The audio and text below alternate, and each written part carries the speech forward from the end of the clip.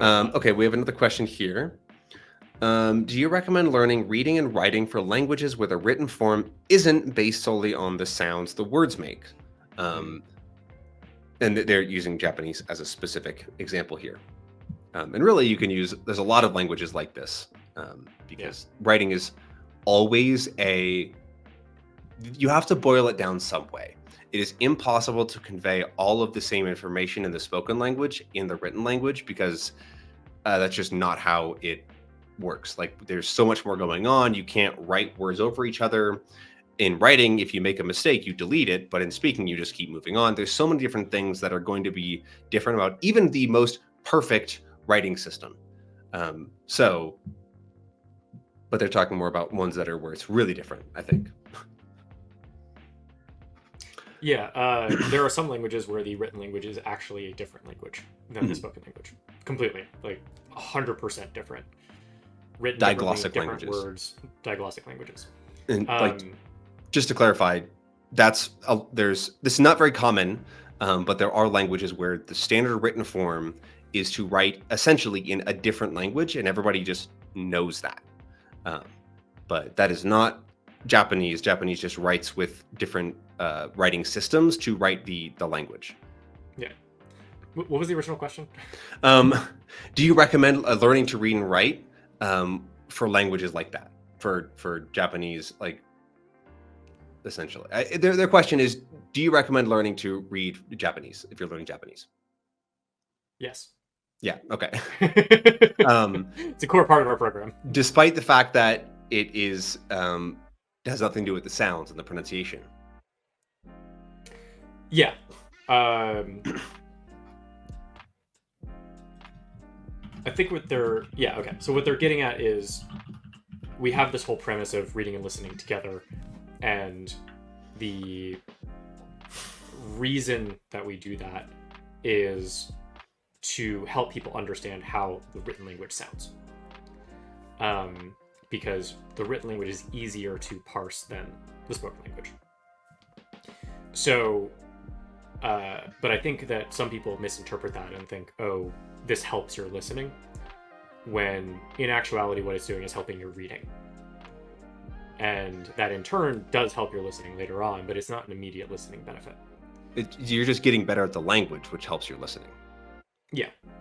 And you are associating the sounds to the written language. Mm-hmm. So what we're actually focused on, and we actually call this a reading activity, we do not call it a listening practice activity. But the listening component is necessary in order for you to read more accurately. So from our perspective, that is reading practice, not listening practice. And with that framework, I think the question might have been using a different mental framework of like why we combine the two than what we have internally. My experience, I've written a little bit about this in my upcoming video about my hitting 500 hours in Czech, is that I've done a ton of reading and listening at the same time up until now. And I feel like that's helped me in a lot because I understand the structure of the language better, despite not studying like any grammar, like less than an hour of grammar study. But I'm comfortable with the structure and the form of the language. But I have also heard lots of natural language. I've heard when people make mistakes. I've seen where the differences are in the audio and the text. And that, as I'm going to listening now, I don't really feel like it's that much harder. Like, I don't really feel like I have a huge listening and speaking gap.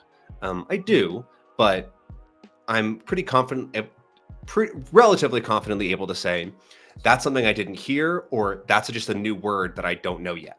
Like, it's not, I don't really have a ton of those times where it's like, oh, I just completely didn't hear anything because I've gotten enough familiarity with it that I can sort of figure things out and guess when I look at the text, and I'm also comfortable with it.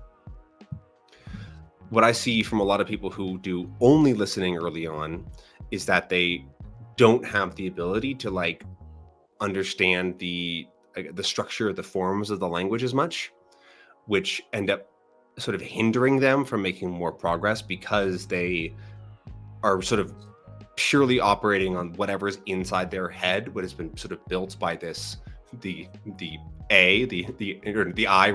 normal intelligence inside their head, and they don't actually have that sort of benefit of like working with text.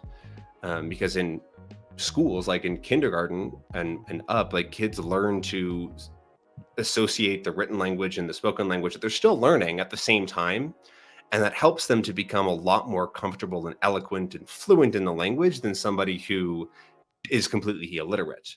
There are drastic benefits to being able to sort of analyze the language in that way, that I think that trying to just skip over reading because it might mess up your accent is missing the point of reading, especially with the benefit of listening at the same time.